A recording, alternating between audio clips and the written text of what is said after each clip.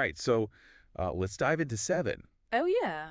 This film, I mean, come on, messed with all of us back in '95. Yeah. And to unpack it, we've got this awesome deep dive from the Popcorn Club podcast. Great source. They go way beyond just saying it's good. Oh, yeah. They explain why Seven is like a landmark in thriller history. They really dig deep into it. It's impressive. Yeah, like from the story to characters, the whole visual style, even the music. They connect it all together, you know? It's how they make this really convincing argument about how the film works. Exactly. Right off the bat, they're like, Seven isn't just good, it changed the game. I mean, they're not wrong. And what's fascinating is how they back that up. Right. They talk about the blend of neo-noir and psychological horror. That's a great point. And I think for some folks who might not be familiar with those terms, Yeah, worth explaining. it's like taking those old detective stories. Greedy, yeah. Yeah, and adding this intense focus on the characters' minds. Like what's going on inside their psychology. So it's not just about solving a whodunit. No. It's about the impact. the toll, exactly. Like, what does it do to you? To the characters, to us watching, yeah. And Seven goes right into the darkness of humanity. Oh, for sure. I think that's why it got to people so much. I agree. It got under their skin. It definitely got under mine. And then you've got the 7 deadly sins woven through the whole thing. Yeah, can't forget that. The Popcorn Club was really into how each sin was portrayed. They were, and for good reason. Yeah, it was such precision. The detail is amazing. Like the gluttony victim. Oh, man. Visually, it's just horrific. It's rough, yeah. But then there's that deeper meaning. Always with Seven. It's about overconsumption, going too far, destroying yourself. That connection, the physical to the thematic, that's what makes it more than just a thriller. It's like each crime scene is a puzzle piece, Mm-hmm. but it's also making a statement, a philosophical one. Exactly. The script isn't just telling a story, it's making you think It really gets in your head. about morality, Right. Yeah. justice, even like, what's the word? The fragility. Fragility, yeah, of human goodness. When you're facing that much darkness. Exactly. And John Doe, the way he talks, Chilling. his pronouncements about sin, punishment, Yeah, his lines stick with you. they really do. It's at the brilliance of the writing. Yeah, he's not some cartoon villain. Right. He's articulate. He's almost, I don't know, philosophical Just did. But yeah, in his worldview. like his words are poison. Yeah, they seep into everyone's minds. The detectives, us watching, everybody. Speaking of the detectives, Somerset and Mills. Oh, yeah. Popcorn Club calls them a study in contrasts. That's perfect. I think they're right on the money. It's such a smart way to reflect the film's bigger ideas. Yeah, like you've got Somerset, Morgan Freeman. World weary. He's almost zen, you know? He's seen it all, accepted it even. And they have Mills, Brad Pitt, Raw energy. idealistic, Like he still believes he can fix things. that he can make a difference. And that's the tragedy, isn't it? Yeah, he represents hope, Mm-hmm. but the world he's in, it's like it wants to crush that hope. But it does. And their arguments about the case, how to handle it. right. It's this small scale version, like a microcosm. yeah, of this struggle between good and evil. Absolutely. And then there's Tracy, Mills' wife. Of Gwyneth Paltrow. Yeah, she brings in this element of innocence. Vulnerability, too. It makes that ending, oh man, even more devastating. Oh, it's brutal. Her being there just shows what's at stake. It's not just about catching a killer. It's bigger than that. It's about protecting what makes life worth living, the things John Doe is trying to destroy. Okay, so the elephant in the room, or maybe the devil, John Doe. Kevin Spacey, wow. What a performance. Incredible. The Popcorn Club argues he's not your typical villain. Oh, he's something else entirely. And I completely agree. Me too. He embodies like this existential despair. It's all over the film. And for anyone who's not into philosophy, Yeah, existentialism can be a bit much. it's about meaninglessness, lack of purpose. Right, like nothing inherently matters. Then John Doe takes this and twists it Oh, big time. to justify what he does. Just terrifying. So it's not just the killings themselves, No. it's the why The motivation. that makes him truly scary. He's so calm, deliberate. He's not just evil, he's nihilism in action. Yeah, the belief that nothing matters. And that, I think, is what can really shake someone's faith in humanity. It's disturbing. Then you got the setting.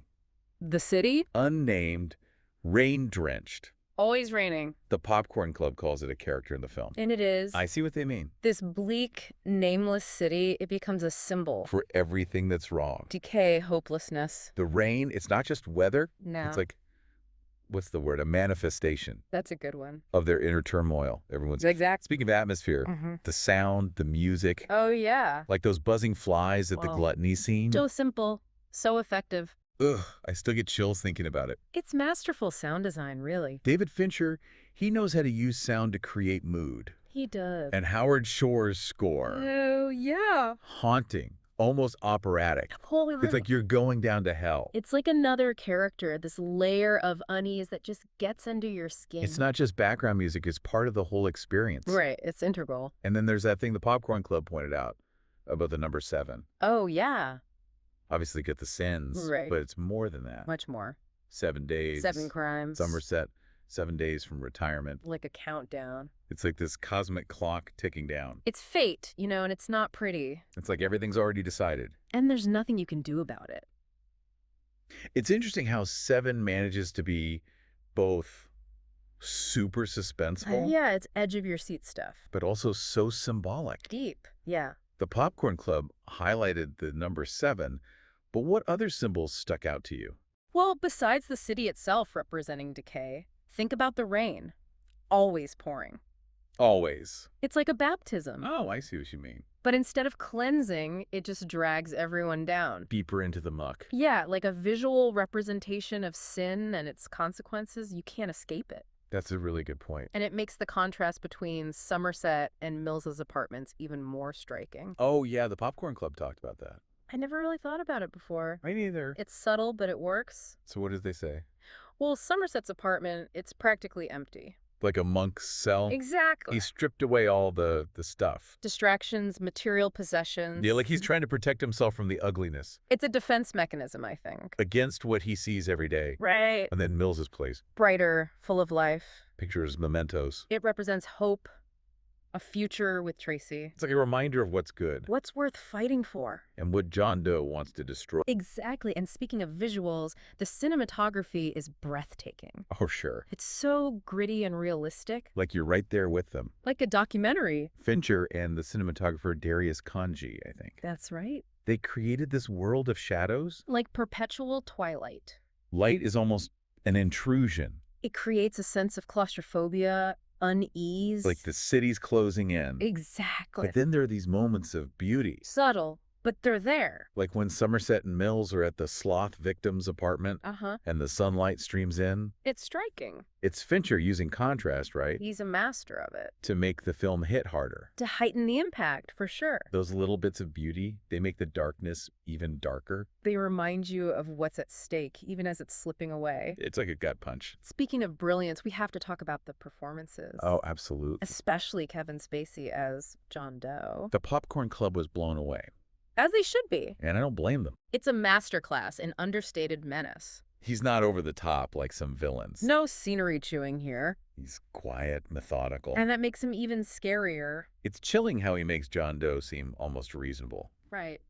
even though his actions are horrific. That's the genius of Spacey's performance. He taps into that part of us that can be seduced by twisted logic. That dark side we all have. It makes you question your own moral compass. Which is unsettling, to say the least. Absolutely. But let's not forget, Morgan Freeman and Brad Pitt, Oh, they're fantastic. they bring such depth and humanity to their roles. Freeman, he embodies that world weariness so well. He's seen too much, accepted the darkness. You can feel it in every line he speaks. And Pitt captures Mills's idealism perfectly. That struggle to reconcile his beliefs with the horrors he's facing. Their chemistry is palpable. You believe in their partnership. Even as it starts to fall apart. Because the case. And that brings us back to the film's lasting impact. Right, its legacy. The Popcorn Club talked about how influential Seven has been. It really has. And you can see it in so many thrillers that came after. It's undeniable. Seven didn't just redefine the genre, it raised the bar. For storytelling. It proved that audiences wanted more than just cheap thrills. They wanted stories that challenged them, It made them think. that stuck with them long after the credits rolled. Exactly. Seven dared to explore the darkest parts of us. And it did it with intelligence and artistry. That's what makes it so timeless. It feels like it could have been made yesterday. Absolutely. In fact, its themes of societal breakdown and evil. They might even resonate more strongly today than back in '95. I think you're right. We're bombarded with news of violence and injustice all the time. It's easy to feel overwhelmed.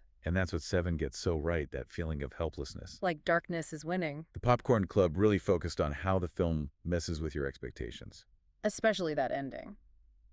which we probably shouldn't spoil. Yeah. Best to leave that for people to experience. But we can talk about the impact. Right. Like most thrillers, the good guys win. Justice prevails. There's a catharsis. But Seven flips that on its head. It's like it's saying, this is the real world, sometimes evil wins. And it doesn't hold back. No, it punches you in the gut. John Doe, even in death, he manipulates Mills, He becomes the embodiment of wrath. completing John Doe's twisted plan.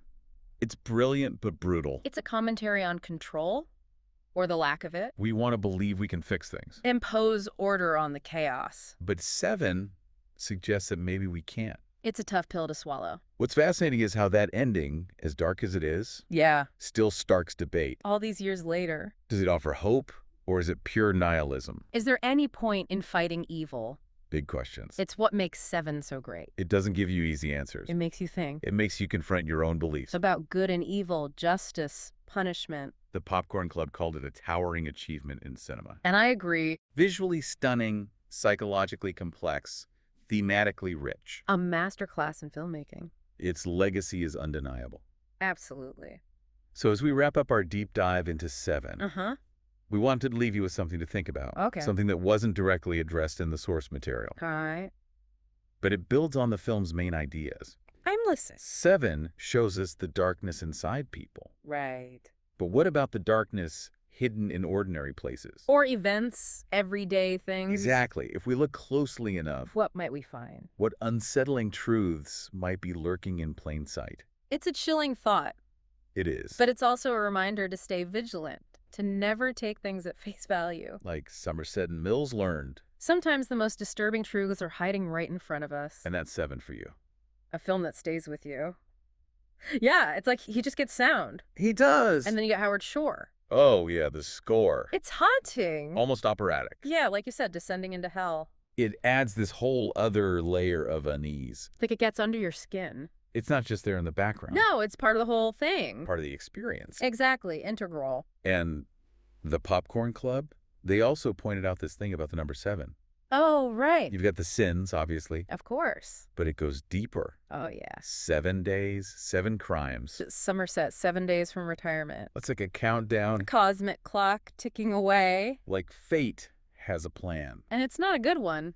It's interesting how 7 is both really tense, Keeps you on the edge of your seat. but also so symbolic. Yeah, they got these deeper layers. The Popcorn Club talked about the number 7, but what other symbols did you pick up on? Well, we talked about the city itself representing decay. Right. But the rain, it's always there. Always pouring. It's like a baptism. Oh, I see what you mean. But instead of washing everything clean, it just drags everyone down. Deeper into the muck. Yeah, like you can't escape it. Sin and its consequences. Mhm. Right, it's a visual representation of that. That's a great point. And it makes the difference between Somerset and Mills's apartments even more striking. Oh, yeah. The Popcorn Club pointed that out. I had never really noticed it before. Dude. But Somerset's apartment, it's almost empty. Like a monk's cell. Yeah, exactly. He's gotten rid of all the distractions. All the material possessions. Like he's protecting himself from the ugliness. Like a defense mechanism. I think so. And then Mills's apartment. It's brighter, full of life. Pictures and stuff. It represents hope, the possibility of a future with Tracy, It shows what's worth fighting for. and what John Doe wants to destroy. Exactly. And the cinematography is just breathtaking. Oh, yeah, it's amazing. So gritty and realistic. Like a documentary, you feel like you're right there. Fincher and the cinematographer Darius Kanji, I think his name is. Yeah. They created this world of shadows. It's like perpetual twilight. And light is almost an intrusion. It makes you feel uneasy. Claustrophobic. Like the city's closing in on you. Exactly. But then there are those moments of beauty. Yeah, subtle, but they're there. Like when Somerset and Mills are at the sloth victim's apartment. Right. And the sunlight's streaming through the window. This is a striking contrast. Fincher's a master of using those contrasts. To really make the film hit harder. Those little bits of beauty, they make the darkness even darker. They remind you of what they're fighting for, even though it's slipping away. It's a gut punch. And speaking of brilliance, we have to talk about the performances. Oh, absolutely. Kevin Spacey as John Doe, The Popcorn Club was blown away. as they should be. It's such an understated performance. He's not like other villains. No, No scenery chewing here. He's quiet, methodical. And that makes him even more terrifying. It's chilling how he can make John Doe seem almost reasonable, Right. even though what he does is just horrific. That's the brilliance of his performance. He taps into that part of us that can be seduced by twisted logic. That dark side we all have. Makes you question your own moral compass. It's unsettling. Absolutely. But let's not forget, Morgan Freeman and Brad Pitt. Oh, they're fantastic. They bring so much depth and humanity to their roles. Freeman embodies that world weariness so well. He's seen too much. He's accepted the darkness. You can feel the weight of his experience in every line. And Pitt captures Mills' idealism perfectly. That struggle to reconcile his beliefs with the horrors he's seeing. The chemistry between them is palpable You believe in their partnership, even as it starts to crumble. because of the case. And that brings us back to the film's lasting impact. Its legacy. The Popcorn Club talked about how influential Seven has been. And it really has been. You can see its influence in so many thrillers that came after. Seven didn't just redefine the genre, it raised the bar for storytelling. It proved that audiences wanted more than just cheap thrills. They wanted stories that challenged them, Made them think. that stayed with them long after the credits rolled. Seven dared to explore the darkest parts of the human psyche. And it did it with intelligence and artistry. And that's what makes it so timeless. Yeah, It feels like it could have been made today. absolutely. It's like its themes of societal breakdown. The evil. They might resonate even more strongly now than they did back then. It's true. It's like we're constantly seeing violence and injustice in the news. It's overwhelming. You can't escape it. And Seven captures that feeling, that sense of helplessness. Like darkness is winning. Yeah, it's bleak. The Popcorn Club, they really made a point about how the film subverts expectations, Especially with that ending. which, yeah, we shouldn't spoil. No, better to let people experience it for themselves. But we can talk about the impact. Okay. Yeah. Like most thrillers, good guys win. Justice prevails. Catharsis, right? The bad guy gets caught, everything's wrapped up. But Seven just throws that out the window. It does. It's like a punch in the gut. It's like the film is saying, nope, this is the real world. Sometimes evil wins. And it doesn't shy away from that. It's brutal. John Doe, even in death, he's still manipulating Mills, He becomes wrath, the final sin. completing John Doe's twisted plan. It's like a commentary on control. Or the lack of it. We want to believe we can fix things, impose order. But Seven suggests maybe we can't. And what's fascinating to me is that ending.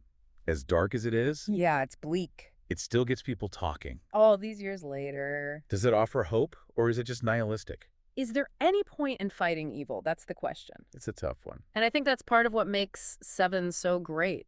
It doesn't give you the answers. It makes you think. It makes you confront your own beliefs. About good and evil, justice, what it all means. Exact. The Popcorn Club called it a towering achievement. And I agree, it's visually stunning, psychologically complex, thematically rich. It's a masterclass in filmmaking. And its influence is undeniable. So, to rev up our deep dive into Seven, Okay. we want to leave you with something to think about. Right. Something that wasn't directly addressed by the Popcorn Club, Okay. but it builds on everything we've talked about. I'm listening. Seven shows us the darkness inside people. Right. But what about the darkness hidden in ordinary places, everyday life? Like, if we look closely enough, what might we find? What unsettling truths are hiding in plain sight? It's a chilling thought. It is, but it's also a reminder to be aware, to never take things for granted. Like Somerset and Mills learned, sometimes the most disturbing truths are right in front of us. And that's Seven for you, a film that forces you to confront the darkness. It makes you question everything